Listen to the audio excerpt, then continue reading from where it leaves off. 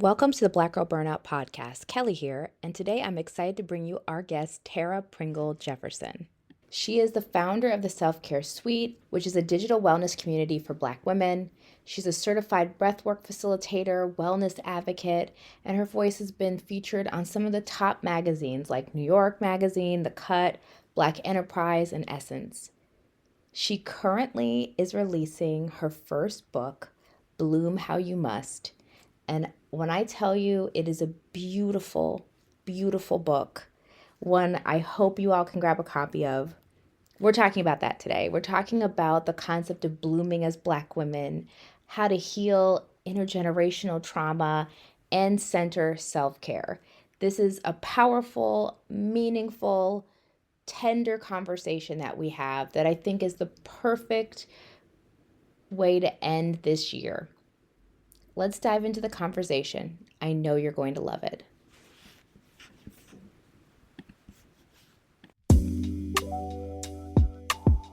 Hi, Tara. I'm so excited to chat with you today. I love your work. I love the book you wrote. I'm excited about what you're bringing to the world. And I'm just going to start easy by just asking you, how are you doing today?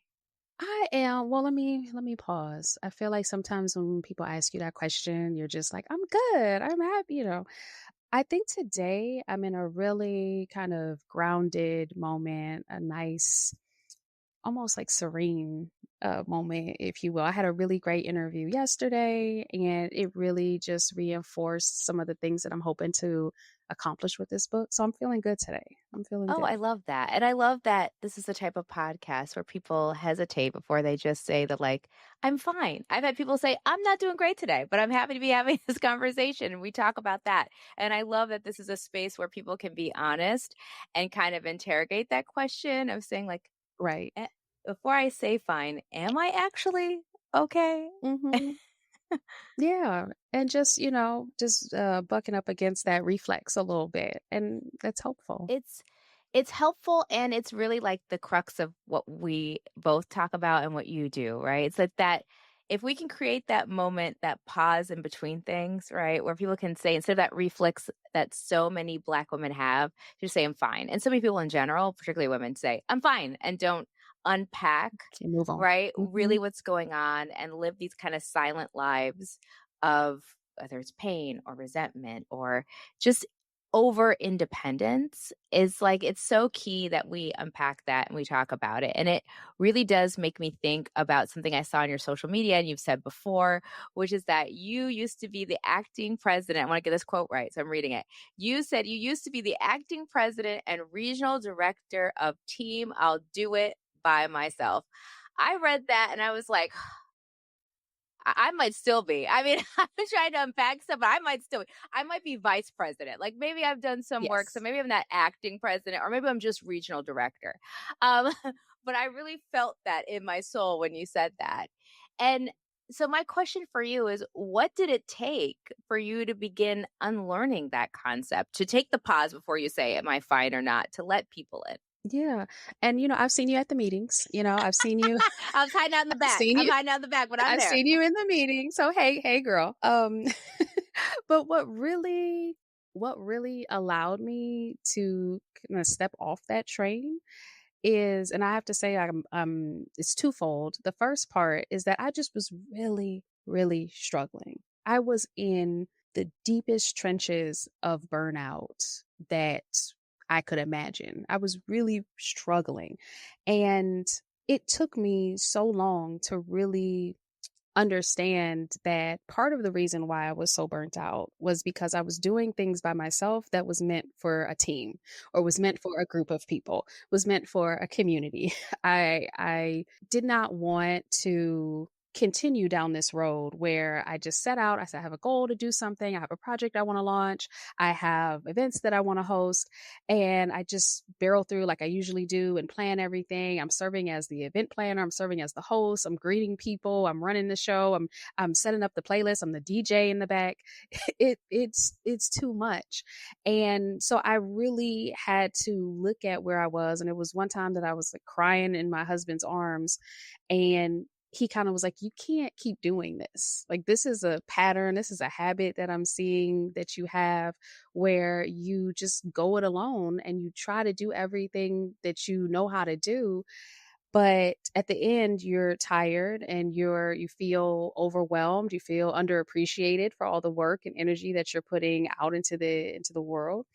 And I said, okay, I'm going to try something different. So I asked one of my friends to come on board with me and kind of be like my assistant for an event. And that first, I'm going to reach out and ask for help. That first bit, it completely shifted things for me because that friend showed up in a way that I didn't know friends would show up. I honestly did not know, because I feel for a lot of us, like our friends, we kind of operate in silos sometimes, where I got my thing going on over here, you got your thing going over here. We're rooting for each other and we are cheerleading, we're supportive, all of that. But when she came and helped me with my, I think it was the second retreat that I had done, and I realized that there is somebody else in the room who's worried about, the playlist, who's greeting people, who's talking to the caterers for me, it just felt like relief in a way that I hadn't experienced. I was able to take a deep breath. And so I felt like, okay, I think I can take this badge off. Team Do It by myself. I can take it off. I didn't quite throw it away. Like, I'll be 100% on. I didn't throw it away. I just put it in my purse. Or I just put it off to the side because it's like I might need that later. But just experiencing it for the first time it was really eye opening to me that, oh, I'm doing all of these things and I'm under supported. There's nothing wrong with me. I just need help. I just need support. And being able to really internalize that and move from that space, it helped tremendously. So that's why I can say that I'm retired from team. I'll do it by myself. I love that because so much, first of all, just sitting with that answer, so many people listening to this can relate. There's just no way there are not people listening to this saying, oh, this is me, this was me, this continues to be me, this is going to be me tomorrow at my next event, or whatever thing I have to do, or this thing that I'm carrying that I'm not sharing.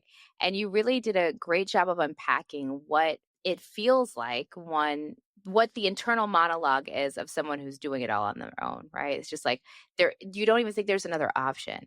And that moment where you realized, oh, when that person came and they showed up, and so many of us have these deep communities like this, the bench is deep of people who would support us, but we might hold back because we've built a story that doesn't make any sense, right? It's cultural conditioning. It doesn't make any sense. Like, we're there for people, we overextend ourselves, but we think zero people would ever think to return the favor, or zero people would ever be doing the same thing, although we're around women who are constantly overextending themselves, that we would never share that burden with each other.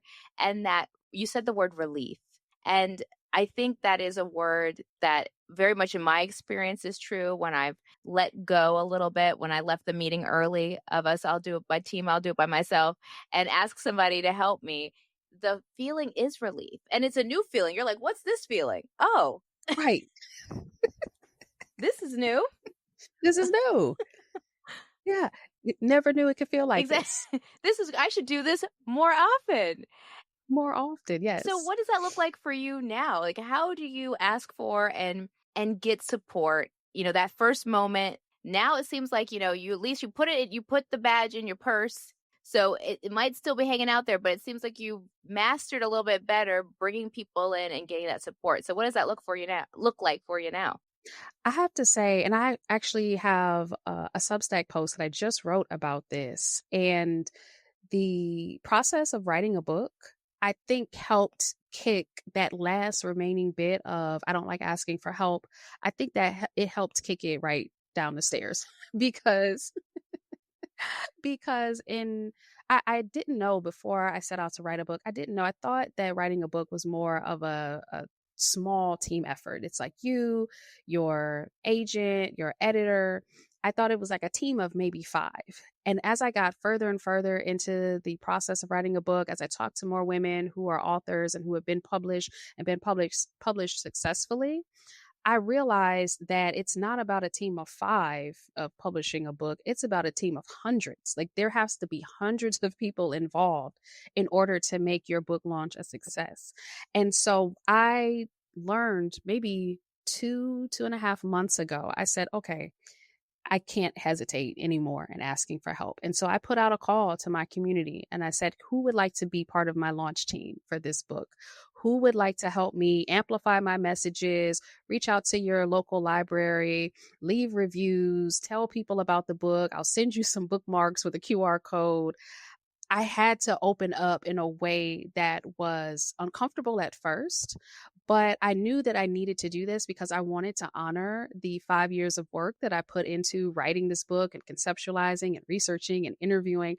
I couldn't shrink at this part of the process. I had to go full fledged, and that meant tapping into my community. And when I tell you that I put that call, excuse me, when I tell you that I put that call out to have people join my launch team, I got about 40 people who signed up, who are sending me contacts to their professional organizations that they're in.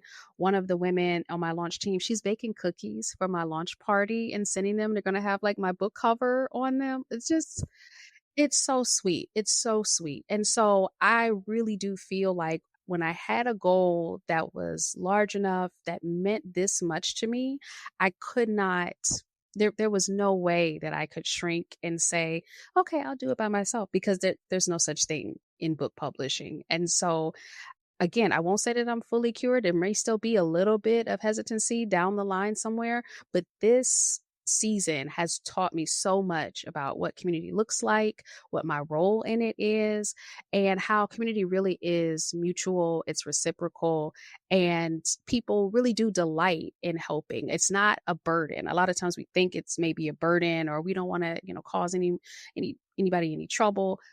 But for a lot of people, they love to help. The world is crumbling. It's on fire. Helping other people feels good in this moment. Being able to do something good for somebody else, it feels good. And I really had to, again, internalize that. And it's been amazing so far. That's so resonant because when you're talking about those pieces, I love the part about the shrinking. That's something I personally identify with, is that if you put your love into something and it's for someone, like you wrote this book for community, right? You didn't write it for yourself. It's not a journal entry just for you in a diary, right? It's meant to be bigger. You brought people in, you interviewed folks, you really studied on it. It does nudge you. I will say it does nudge you toward a level of visibility that then requires a level of support that you may not have ever thought about before. I know in my own life, that is definitely the case. Like, I am very much not a person who likes attention. I'm very much a CEO. I'll do it, team do it. I'll by myself, right? I definitely am that personality. And doing this podcast has made me say, I can't just like hold it. Like, I have something to give community. And even I'm in the process of writing a book as well. It's like, I want to give, thank you. I want to give that out. And so it makes me think you don't have a choice sometimes, right? Like, it demands you can't shrink. And it demands you then, at the opposite of shrinking is blooming, which is this labor of love. I want to talk about this labor of love called Bloom How You Must. One, I didn't ask you this before, but I'm kind of interested. The title, why did you pick that title? I want to start there, and then I want to dive a little deeper. Yeah. So I love Lucille Clifton. She is, and I mentioned her in the book. We're both people, I think maybe 40 years apart, growing up on the shores of the Great Lakes. And she is just, I go back and I watch old interviews of her, and she's just like me, for real. She's just like me. She is hilarious. She is, I remember when I was researching for the book, she wrote her first book of poetry. I think she had 6 kids, like 6, 5, 4, 3, and 2. Like she was really doing it at a time where her life was so full. And so she's one of my favorite poets. And she has a poem called Mulberry Fields. And the last line of the poem is "Bloom how you must, I say." And that line has stuck with me for probably 10 or so years since I first read that poem. And as soon as I started conceptualizing this book, I felt like that line, "Bloom how you must," really encapsulated the Black woman's wellness experience, because it's not necessarily blooming is easy or it's not necessarily you can bloom no problem. It's bloom how you must. There's a little bit of resistance in that. And so it's almost like saying bloom anyway, bloom anyhow, bloom how you can when you can, and do it in a supportive community. So I love that title, and it's always stuck with me throughout the whole process. A lot of authors have told me, "Oh, well, don't get too attached to your title because sometimes publishers want to change it." And I was like, "No, this is what it has to be." I really, really love this title. And so I'm thankful that it made it all the way through. Nobody questioned it ever. And I'm really thrilled with how the finished product is. Well, it's a beautiful title and it does grab you. I'm glad it was never on the table to change it because I think that's the thing. When I opened like the email, it's saying who you are, and that was what grabbed me immediately was the title. And it's so resonant with Black Girl Burnout and the folks listening because the way you encapsulate that poem and the way you talk about bloom how you must, it does imply and does speak to the Black woman's experience, right? Bloom anyway. It's a call to not wait for the most perfect circumstances. It's a call to not limit yourself or say it's not possible. It is absolutely possible. And it's just a matter of, and to the point of the book, doing some of the self-care and generational kind of healing practices and discussions that you have. And so for me, I want to know, what does that look like? What does blooming/self-care look like beyond like the surface level? And particularly, you set it up beautifully for me when you talked about how the Black woman's experience is like bloom how you must because the circumstances won't be perfect or pretty always for a lot of us. And a hard season is upon so many people right now, including people listening right this moment. And so how do you bloom? How do you cultivate self-care in difficult times and hard seasons? Yeah. One of the things that I am just so very aware of as I'm writing or as I'm talking about this book and promoting this book, as I was going through the process of interviewing all of these women for this book, is that there has been no time in history where a Black woman has been able to just live and life has been easy breezy. I've talked to over 100 Black women. The oldest one she'll be 101 next month in December. And the youngest one that I spoke to was 19. And just the similarities between the ages, it was really uncanny. And in some ways that can make you depressed, right? Like, ugh, it ain't never been a good it's never been a good time So to be a no Black one's woman. having fun 100% No, of the time. nobody ever like that, in a way that can make you, feel sad or make you feel bad. But for me, I drew tremendous strength from the fact that even in the height of the civil rights movement, there were, people falling in love and growing families and chasing their dreams, chasing their goals, and writing and expressing themselves and becoming a dancer. I mean, there were so many examples of Black women doing it anyway. And so for me, I think there's a lot of different elements of wellness and self-care that I talk about in the book. When I write the follow-up to Bloom How You Must, I really do believe that the next book is really going to be centered around community as a whole, because it shows up in every chapter. It shows up in every single chapter.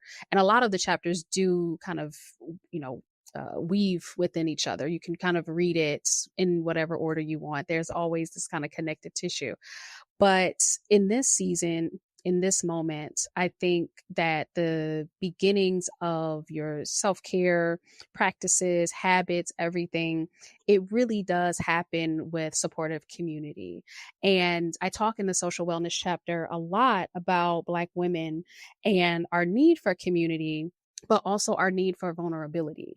And to be able to say, kind of like what we said at the very beginning of this conversation, how are you doing? And being vulnerable and trusting that whoever you're speaking to can hold that answer for you, but being vulnerable. And I say in the book too, that true vulnerability isn't just popping up once things are good again, once you solve the problem, once you've found your solution and you're breathing easier. But vulnerability is also saying, hey girl, I honestly do not have it today. I'm really tired. I'm really stressed. I cried myself to sleep last night. Whatever it is that you feel comfortable sharing, kind of putting that little pinky toe in the pool of vulnerability, that is what allows us to have those really strong friendships, because if you being vulnerable gives that friend permission to say, girl, me too, like, let's put our heads together and let's get through this together. We'll link arms and make it to the other side of whatever it is that we're facing. So I always say supportive community is number one. It really is. And to your point too about the concept of bloom how you must, it really is. And the interviews that you had with these 100 Black women and the commonalities that they all had, it really is to some degree the commonality in the whole of it, the cycle of blooming how you must, the innate challenges everybody has. It's kind of the human experience. And there are levels to it. Let me be clear. I'm not minimizing Black women's experience because it is unique and it does have its own specific and sometimes even more compounding challenges. But it also is fair to say, and like true maturity and growth is like, this is what it's like to be human. Like there is no human on the planet that doesn't have some struggles. And there are more depending on cultural context and family background, all the things. And so you can't discount then the fact that I always say holding hope and heartache is like a skill that I have at the same time. And that I know as the human experience is the balances of that all. Is that things are going to happen that are going to challenge you. And yet there's hope and there's joy and there's love. There's the civil rights movement and there's falling in love and there's dancing and there's the arts of all kinds. And there's losses along the way. And it's being determined to make sure you don't have so much heartache or so much challenge that you lose all hope or you don't have any hope in the equation, and keeping hope as high up and as like buoyant and alive and vital as possible is really like the crux of what makes you successful and what doesn't. And I think having a book like this is beautiful because it's a reminder of that community, right? When you talk to 100 people, you talk to a community. And when you hear the key being self-care and success and healing and all those things, there's always a thread through it, which is who's supporting you, who's holding you down. And community is varied and vast with how that looks. It looks like listening to this episode of the podcast. It also looks like holding the hand of your best friend and laughing until your stomach's hurt, right? It looks like being there when someone passes away and stepping in. It's all those things. And I think we are really good at building community as Black women. I don't think that's a problem in the Black community. But I always wonder, are we good at remembering, pausing in the moment to see and like investigate community and say, wow, I really do have something here. I really do have people in my life. And so for the people back, and it goes back to the original thing we talked about, where you resigned doing things all on your own, it was a moment of taking stock of the fact that you had built this community that could support you. So for Black women listening, what can you tell them to remind them to go and look into their community, to go and say, I did build this. Now I can kind of lean on it and we can bloom together. Yeah. I think that the having community is one thing, and having community is one thing, but then having the courage to lean into that community is another. I have a mantra that I say all the time, that if I am courageous enough and open enough to lean into my community, like they will be there to support me. And I believe that wholeheartedly. I tell myself that before I have to do the hard thing of asking them for help or asking them for their support in something that I'm doing. And again, I go back to that concept of community being reciprocal and community being giving and receiving. As I wrote in my Substack post a couple days ago, it's about hands opening, hands offering, and hands grasping, like to receive it. It's both of those things. And so if you are strong in your sense of community, if you are strong in your desire to be part of community, to not just have people around you to hang out and go to the movies, because that's fun. I love it. I love hanging out with my friends. We go shopping at like Trader Joe's or something and spend way too much money. But it's also about, as you said, like being there when times are harder, celebrating when times are great, and recognizing that one day you may be the one giving, the next day you may be the one receiving, and that's part of it. I think that we as Black women are culturally conditioned to be the givers, to be the ones who are offering and extending and supporting. And for a lot of us, we love that. We love that because it's a joy, honestly, to take care of the people that we love and that we care about. But when it comes time for us to be the recipients of that loving care, sometimes we get a little uncomfortable or we may not know how to approach it. And so I just always go back to that sense of Black women are human. I mean, that's probably what I could have named this book Boom Hayumas colon, like Black women are human too. Um, I really do think that there is nothing on this planet that doesn't need some type of assistance. There's nothing that's just its own self-contained organism that doesn't benefit from its environment in some kind of way.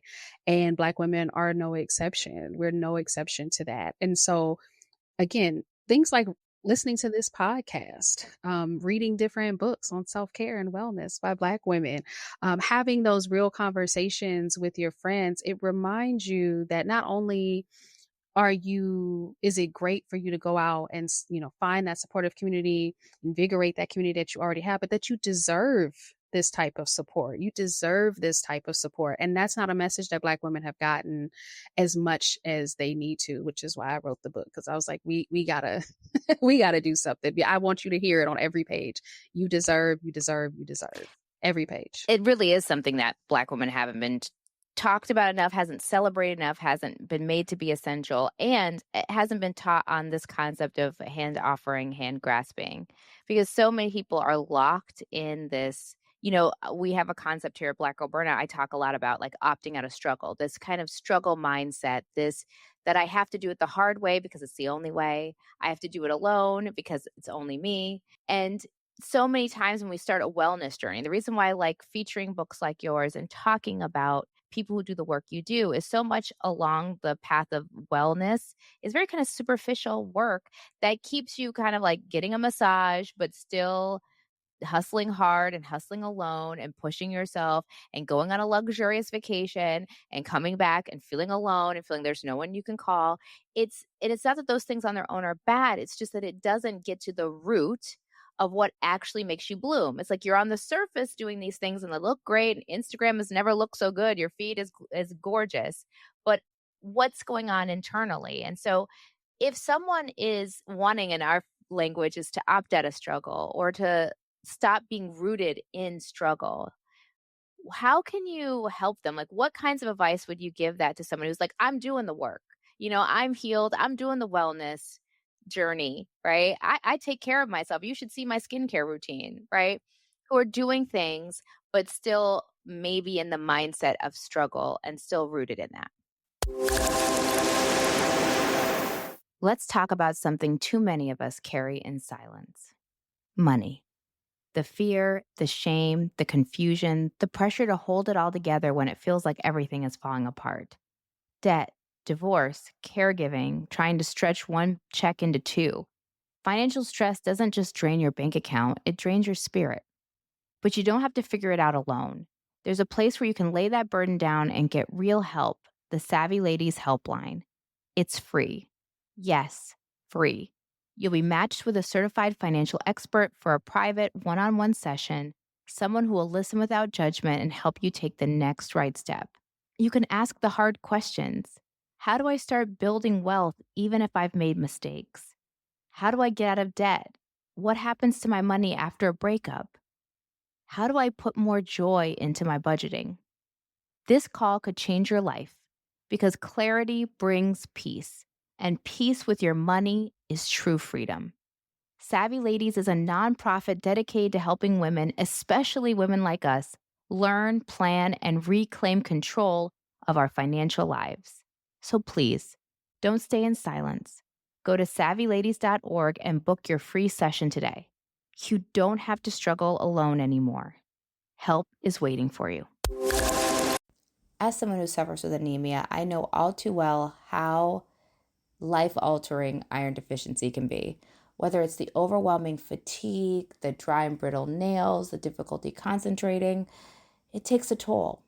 And then sometimes the supplements and treatments for iron deficiency have unpleasant side effects. That's why I'm excited about Citarol. Citarol from PharmaNutra is a premium iron supplement powered by sucrosomial technology. This helps your body absorb 3 to 4 times more iron while avoiding the common side effects of traditional iron supplements, the nausea and constipation. Citarol stands apart with 150 published clinical studies, unlike most supplement brands that have little to no clinical research. It's globally trusted and it's convenient. You can take it at any time, so there's no need to adjust your meals. It fits seamlessly into your day. It's 100% allergen free, it's vegan and gluten free. So if you're nodding along and I'm describing the symptoms because you are exhausted and your brain feels like it's in a fog, this could be exactly what you need. Join over 2 million people who have already discovered Citarol and found the help they needed. Head to pharmanutra-us.com and use the code BGB for 10% off your first order of Citarol. That's pharmanutra-us.com. Promo code BGB for 10% off today. One of my friends said this to me maybe 15 years ago, and it honestly changed my life. She was just talking. She was just, having a regular conversation. And she said, it's perfectly fine for you to try to make life easier for yourself. And I said, it's a simple thing, right? It hit me in a different way. My ears were open and I could actually hear it. And she's a woman who has lupus. She has a couple of other health conditions going on. And so she was really designing her life to make it so that when she had a flare up, when she had work to do, when she was designing her life in a way that I had not seen before. And she said, it is perfectly fine to try to make life easier for yourself. And I was watching as she did this really genius work of setting up systems and renegotiating her work contracts and all of these different areas of her life to make it so that she didn't have to struggle any more than the very just a little teeny bit that's unavoidable, but everything else that she could manage to shift, she did. And I took that to heart. I have a lot of mantras Me too. as you'll hear. But it's perfectly fine to make life easier for yourself and to stop and say to yourself when you're in the midst of, juggling too much or whatever, what would make this easier for me right now? Like asking yourself that, pausing for a minute and saying, what would make this easier for me right now? And it could be something small, like you bought a desk from IKEA and you're trying to use the little itty bitty wrench that they give you in the box to put stuff together. Or you could be like, I'm gonna go get my drill because I can knock this out in 3 minutes, and rather than sitting here with all these little screws. Or it could be something, like grocery delivery, or asking your kid to, asking your friend to pick your kid up from school because you're going to be in a meeting. Like just always thinking that way, always asking yourself, what can I do to make this easier for myself? And sometimes the answer is, I just got to get through it. But more often than not, there is something that can be done that will, again, go back to that sense of relief that I talked about earlier. There is something that can be done that will give you a sense of, this was at a 9 and I brought it down to a 4. And if you knock a bunch of 9s down to 4s across the board, I really feel like that'll do something for you, for your day-to-day life. It's life-changing. Absolutely what you said. And that is something that's the crux of the podcast, really, is that opting out of struggle mindset was this belief, not as beautifully phrased as your friend said, which I think is wonderful, but this belief that the hard way isn't the only way. That became my mantra. Like, the hard way isn't the only way. How could I do this more softly? And it was a light bulb moment because I could then play the montage in my mind, the movie in my mind of like, oh, I could have just asked about this and I didn't. And then I wasted 3 more hours. Or I could have just severed this relationship, but I didn't. And now I have resentment. There's a lot of things. Or I could have just sat down and not gone to that event. And now I wouldn't be tired on Monday. Whatever that was, there were these series of micro decisions, mini moments where it was like I was choosing the hard way by a default setting and saying it's the only way, so I must do it. And that permission that your friend gave herself and then gave you is literally how I live my life now, but it's so beautiful and freeing when you just let yourself cultivate a life of ease. When you just give yourself permission to have things be easier for yourself. It really is. And it just opens up all these doors. You're like, yeah, why am I going to the grocery store if it's anxiety inducing and I can afford grocery delivery? It just makes me a little more thoughtful. Maybe I do it once a month and I'm thoughtful about how I do it to save money. But why am I doing that? Or it makes you ask these questions. Where in my life have I made things hard? And flip side and more positive, where in my life can I bring more ease? And it is changing, and it stops you from having to ask the question if you're healed or not, or what is your wellness journey. It's just simpler. Was this easy or hard? Did it have to be? Two questions. Yeah, that's it. That's it. No, I think sometimes we complicate it. So much. We really do. We really do try to complicate wellness journeys, and you got to have, this, 14-step routine, and you have to do this. You got to drink the green juices. You got to get the massages. You got to do the, weekly whatever's. I really do, and in this book, I really go against any type of overall framework that every woman can do. It fits every woman's life. All you got to do is these 3 easy steps. This book is really about a exploration. It's about a deep dive into yourself, into your history, into all of the things that you are believing about yourself, about life, that you learned maybe from your mom, maybe you learned it from your grandma, your aunties, whoever raised you. And I wanted it to be simple. I wanted it to be something that any woman could pick up and say to themselves, oh, this is why, I think that I can't, go to bed with a sink full of dirty dishes, that this is where some of these things come from. And what if I release myself from some of those expectations or some of those guides that I have? What would happen then? And chances are that once you really sit down and think about what actually works for you, and you're operating from that space of this will make my life easier, this is an easy decision, this is an easy choice, it really does just make everything so much smoother. And there's not as much friction as you're fighting against potentially a better choice or an easier choice, because we're so rooted in that sense of struggle and that sense of, it has to be hard. It doesn't have to be hard always. It doesn't have to be hard always. Yeah, and there's things that are unavoidable. So why not prep yourself for that, right? There are things that are challenging and hard that you cannot, avoid, or you cannot bypass. But there's so many things. That's like 1 out of 10 things, right? There's 9 out of 10 that really are cultural conditioning, the voice in our head, wherever that came from or whoever that came from. And that really goes into how the act of blooming is a communal practice, and it is a generationally healing one. And so much of us, though, are maybe on the journey on our own, and like we're the first one in our family, because this is a revolutionary concept. My mother did not grow up with the sentence, you deserve things to be easy, you could have things easier. That is not a sentence my mother grew up with. That is certainly not a sentence my grandmother grew up with. That is definitely not a sentence my great grandmother grew up with. So it's a revolutionary concept that Black women are entitled to a life of ease and a life of joy that is based in making life softer for themselves. And so as you do generational healing, it requires kind of 2 things in my mind. It requires a level of accountability, right, to ourselves, to each other, and tenderness as well, and compassion with ourselves, with others. And so what would you say to people who may be like, I'm doing this, but my family don't understand anything about blooming.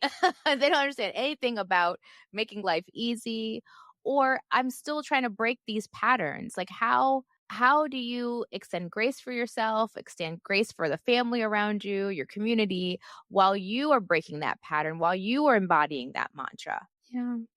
I have a lot of experience with this. And as a lot of Black women of this generation, undoubtedly, like we are the first ones to really think about self-care as a way of life, as a way of being. And when I did the interviews for the book, and the first question that I asked people was, who raised you? Who did you live with? Where did you grow up? And thinking about location and proximity as the root of a lot of what they believe and hold dear. And I asked them about their mother specifically. And I said, "Tell me about your mom. What did she do when she was stressed? What did she do to relax?" And 9 times out of 10, I can't think of anything. I can't think of anything she did that I saw her do. Occasionally they would come back and say something like, "Oh, she went to church," or she would talk on the phone with her girlfriends, and they would come back with some, some examples a little bit later on as they sat and thought about it. But that instinct was no, that there was nothing. And that's okay, right? That's okay because it's different times, different generations. We're not applying a 2025 lens to the 1960s or the 1970s. But when you're trying to be that person who's incorporating more of a wellness mindset into how you live your life, there may be older women in your family who don't understand, who are like, "Wait, you don't want to do this? You don't want to take that good job because it's too many hours?" Or they may have questions that don't necessarily feel that great. It may feel like a little bit of judgment, but I will give you an example from my own life. My grandmother, I love her dearly. She is one of the hardest working women that I have ever met. She has always had a level of energy that I find really admirable because I'm like, I don't have it. I can go to like 2 stores in one day and then I need to take a nap because I'm tired. But my grandmother, when I started doing a lot of this self-care work and when I founded the self-care suite and I'm telling her about it, she did not understand at all what I was doing. She was like, "Well, women, what are you helping women to do? What does self-care mean? What is the point of going on these retreats?" She didn't understand. And unfortunately, she has spent her entire life taking care of other people. Her entire life. She was 83 years old and she was taking care of her 97-year-old mother-in-law. Like she was her full-time caregiver. And she had done that for 20 years. So my grandmother's entire life has been either taking care of her kids, taking care of her grandkids, or taking care of her mother-in-law. That has been her entire adult life. And it wasn't until both her mother-in-law and my grandfather passed that my grandmother found herself for the first time without somebody to focus her energies on. She was in the house by herself. And what happened? She was like, "Okay, tell me a little bit more about this self-care journey." She's taken Tai Chi lessons and chair yoga. She goes to the Y, she goes to the community center. She is really blooming in her 80s. She is really taking this moment where, for the first time in forever, she is a person who can spend the majority of her day thinking about herself. And that was new for her. That was a new experience. She fought it. She said, "Well, I'm gonna move to where my aunt is." And she's gonna move to where my aunt is and be around, everybody so she can kind of get in the mix and take care of people there and all of that. And she really has had the opportunity to choose herself. And, she is I'm so proud of her. I'm so proud of her. And so I tell that story to say that you have to just keep going and keep going, regardless of what your mom says or your grandma says, because eventually they'll look at you and they'll say, maybe it's something to what she's talking about. Maybe there's something to, wanting things to be easy. It really is amazing to see how, and I think a lot of people say that older women don't listen to younger women. They do. They do. They do. They absolutely do. And so sometimes it's not about trying to have a lot of long conversations with them. It's just about living and having that living, breathing example for them. And they'll say, that looks nice. I like how she goes to brunch with her friends on the weekend, or I like that she does this, or they pick up things. And so it's not necessarily about convincing them or trying to say that, oh, everybody should be living this way. It's just about living. It's just about exposing them to this, because this runs counter to so much of their conditioning, to so much of what they've experienced, that it takes time to penetrate. And I think it's fine to take that time, let it penetrate. And the whole, as I said in another interview, it'll shake the whole family tree, all the branches up and down. Just give it a little time. Yes, on so many levels, because again, I always have thought to myself, blooming and self-care is a privilege and a blessing that we have gotten. And I say that because not that people couldn't bloom or do self-care 100 years ago. I'm sure people were in some ways. And in fact, some of the somatic practices we have even go back to slavery for American folks. It comes from an attempt to engage in self-care, even in the worst circumstances. But what I will say is it's a privilege and a blessing to be a millennial, to be in a generation where I think it's the first generation really that has embraced self-care. And that's impacted Gen X a little bit, right? Like, I'm not saying it hasn't. And it's certainly Gen Z, they out the gate with the self-care. Yeah, they're on They it. want They're it. on They're it. on it and they want it. And it really is because we have had the opportunity, if you're in the mix of these places, to explore and interrogate the very question that your grandmother did not have the space to interrogate until she was in her 80s, right? We get to interrogate it in your 20s, in your 30s, in your teens with some of these folks, right? We get to ask, what do I want? What makes me feel good? What is the voice inside of myself saying when it's not drowned out by someone's needs? And that is what I mean when I say it's a privilege to live in this time. And so it is tender and considerate to not judge anyone by that. Because if I was living in the 1950s, I don't know that those questions would ever come to me if I'm raising kids, dealing with systemic oppression, having, a marriage mate or not. Like, I don't know what that would look like in my life because no one was asking those questions on any level, to be fair. Now, white folks is asking those questions, certainly not Black folks. And so it is a privilege. And that's where the kind of compassion comes through. And the other part that you made so clear, the other point that you made so clear was that it is by example. For those of us who are just living, and I can tell this story, and I know so many other women who are on the journey that say the same thing. I'm not shouting at my mom's age because she'll slap me.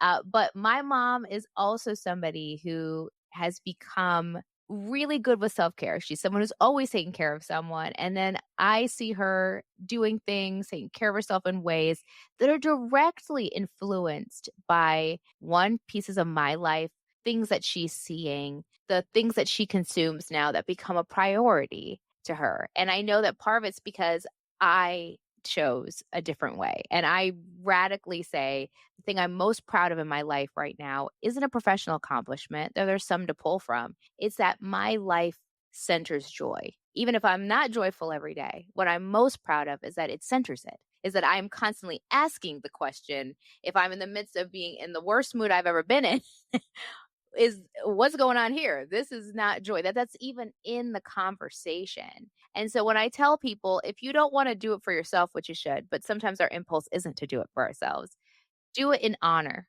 of your grandmother, your great grandmother, your great great great great great grandmother, all these women who came before you who didn't even have that language. They didn't even have the word self-care. They didn't certainly have the word joy as a daily practice. Do it for them in a way that makes you accountable and still infuses some tenderness into your own life. That's the call. That's it right there in a nutshell. And it's really about, as you said, honoring them and their lives. Because I put in the book too, I have to believe that my great grandmother or my great great grandmother would look at my life and she would be so proud. She would be like, look at my baby. She's writing for a living. She doesn't have to be out in fields and really hard, difficult physical labor, getting exploited. Like, she is doing an amazing job. I feel like that about my daughter. I feel proud of her and what she's accomplished. She's only in college right now, but I feel immensely proud of any time she takes a step to make her life easier or better and she advocates for herself. I'm like, wow, I'm just full of pride. And so I definitely believe that having that sense of tenderness for, the women who came before us, and also recognizing that they're, again, going back to that kind of like mutual respect type of thing between the generations. I honestly do think that they want us to have experiences and opportunities that they didn't get to have, because while it may not have been top of mind, a part of them knew that, oh, I wish this was possible, or I wish I didn't have to, or I wish that there was a different opportunity for me here. And so there's a part of them that wanted that, and to see it play out in younger generations can be really beautiful for them to imagine or witness. So yeah, blooming happens in all types of different ways. And so I'm grateful that we're taking the moment to kind of honor those women who came before us, because their sacrifices made it possible for us to live in this generation where self-care is, topic of conversation no matter where you go. And that's like the real kind of charge of those of us who are, whether you're in Gen X or millennial or Gen Z, that you are living. It's like a charge, it's a responsibility, and it's an amazing thing to know that you are living your ancestors' wildest dreams. Like this is the dream they want for you, making money off your art or just doing a job that pays the bills so you can have more free time and that you get to do something you love outside of work hours. All of it is a culmination of a dream. And like you said, I know those women, given the opportunity, would be nothing more than excited and proud to see that this is the lineage that they gave birth to.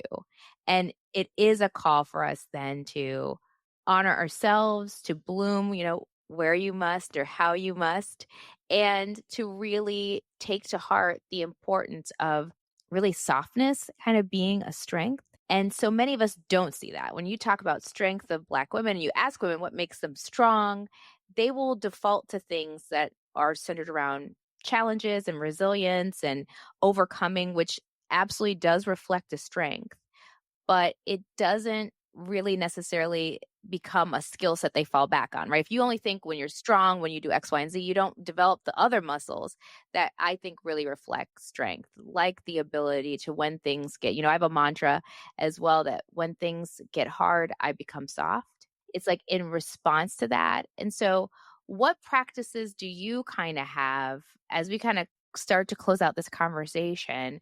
What are some of your small practices or some of the mantras you tell yourself or mindset shifts that help you return to softness and keep this entire conversation we just had, keep this in your life when life feels demanding, when you get the chatter from other people, when you want to default to old programming? Yeah, my one that comes up for me a lot is that I'm one human person. And reminding me, like, one human person. How much can one human person accomplish at any one given time? How much can I accomplish if I haven't had a great night's sleep? How much can I accomplish if I'm hungry? How much can I accomplish if I got to go to the bathroom and I'm like holding it because I want to get something else done first?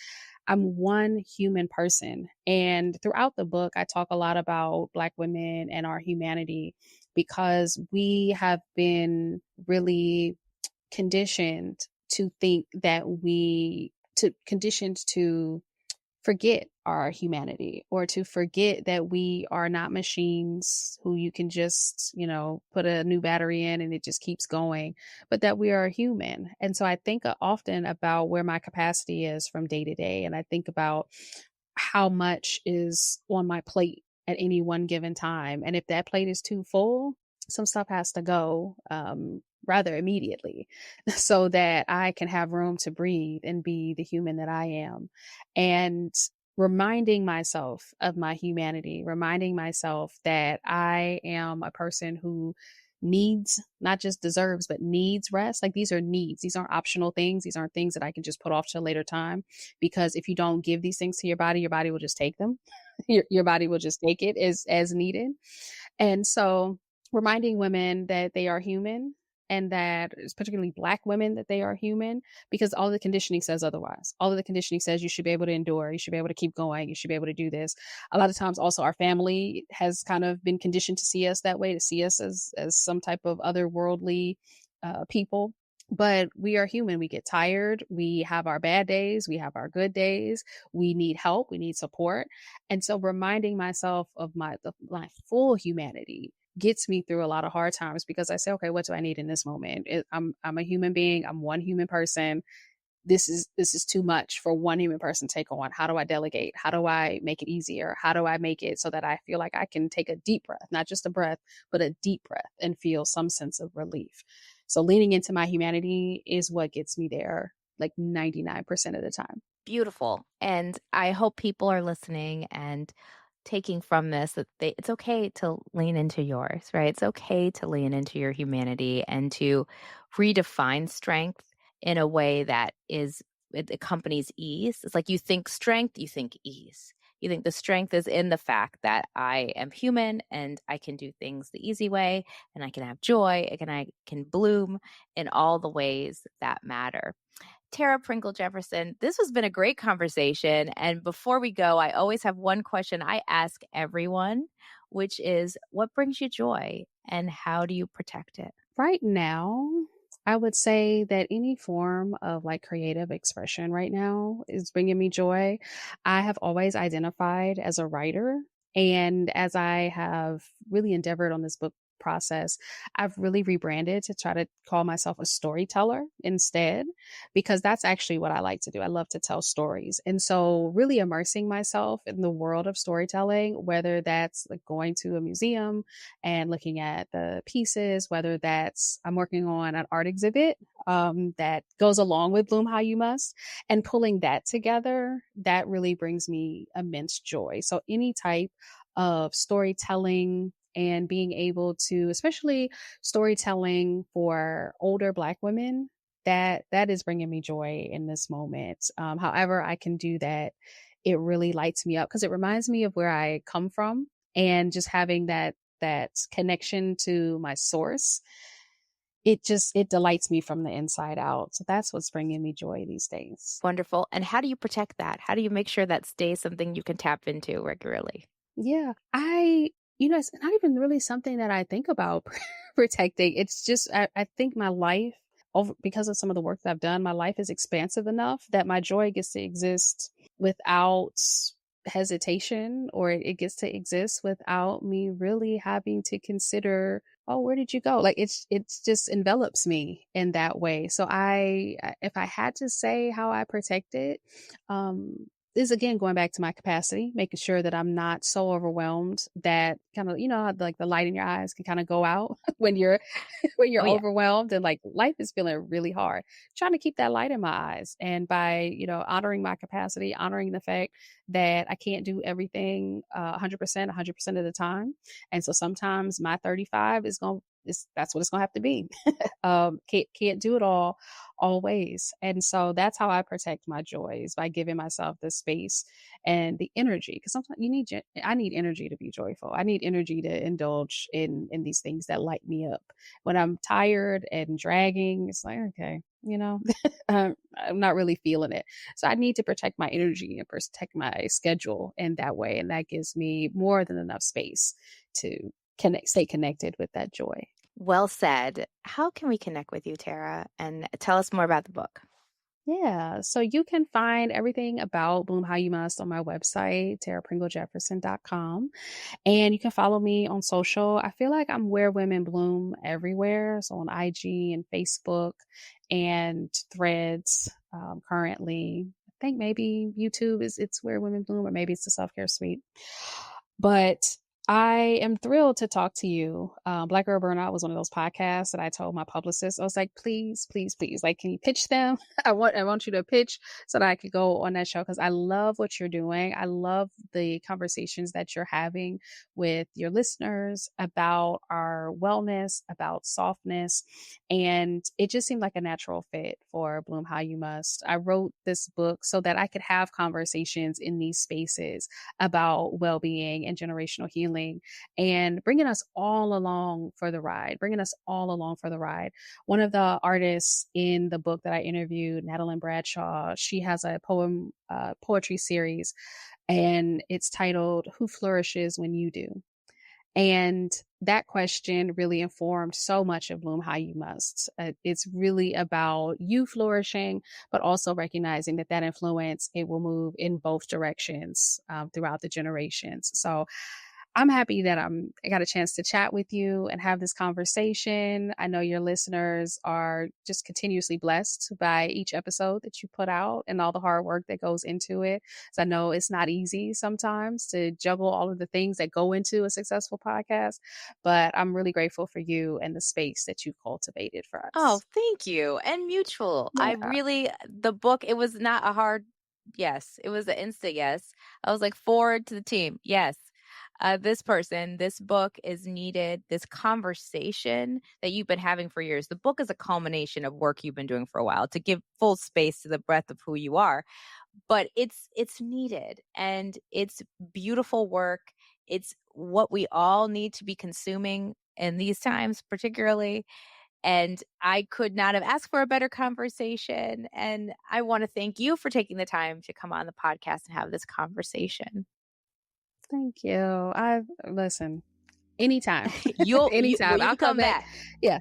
I'll come back anytime. Don't threaten me, because it's going to happen. Okay. Thank you so much for coming on the podcast today. Thank you.